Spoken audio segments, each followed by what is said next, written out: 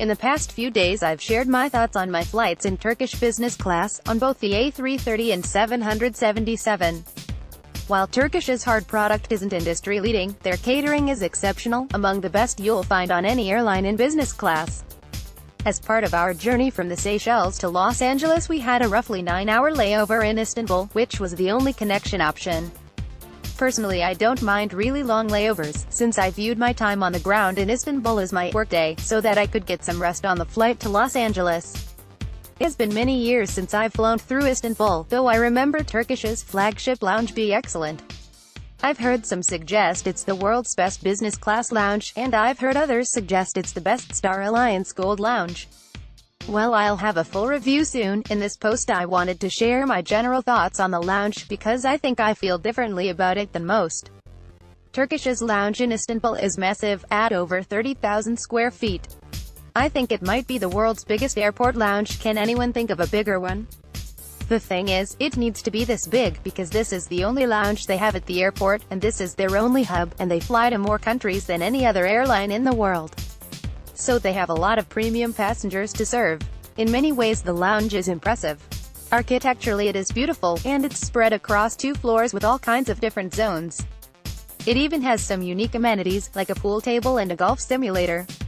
The food selection is also excellent.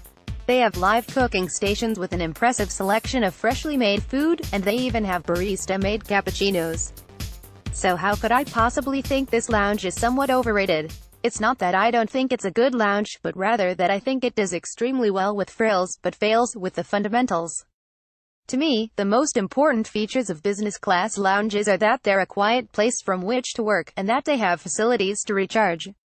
With that in mind, I value spacious, quiet seating workstations, fast Wi-Fi, lots of power outlets, nice and readily available shower rooms. Once the fundamentals are right, there are other things that are nice to have, like great food and drinks, amenities that have a cool factor, beautiful architecture. What's interesting to me about the Turkish lounge is that it has excellent food and drinks, beautiful architecture, and cool amenities. But the lounge is a failure when it comes to the basics, in my opinion. I've never seen a lounge with such a bad ratio of power outlets to seats. They seem to actively hide them. The Wi-Fi was unusable for several hours during peak periods. The lounge was way overcrowded, and there were always others seated in the same blocks of seats as me. There were people taking multiple chairs to create makeshift beds to sleep on, and some snored loudly. The lounge didn't have any cubicles or real workstations. While the food was great, there were usually lines for any of the cooking stations. The wait for a shower was 3 to 4 hours. Now, in fairness, let me note that this lounge will be closing soon, as Istanbul is getting a new airport.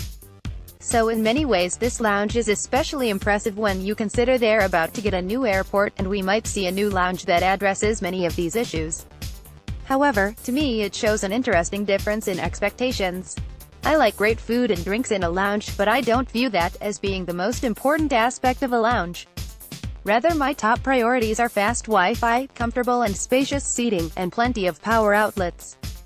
This lounge would be great if I had a 90-minute connection and just wanted to grab a snack, but for someone with a long layover, this lounge isn't a terribly great place to pass a lot of time, in my opinion, unless I wanted to eat the whole time. When I thought about it, I realized this might still be the best Star Alliance Gold lounge, though. It made me realize how spoiled I am as a Oneworld Emerald member, because I get access to some amazing first-class lounges, like the Qantas First Class Lounge Sydney, Cathay Pacific First Class Lounge Hong Kong, and more.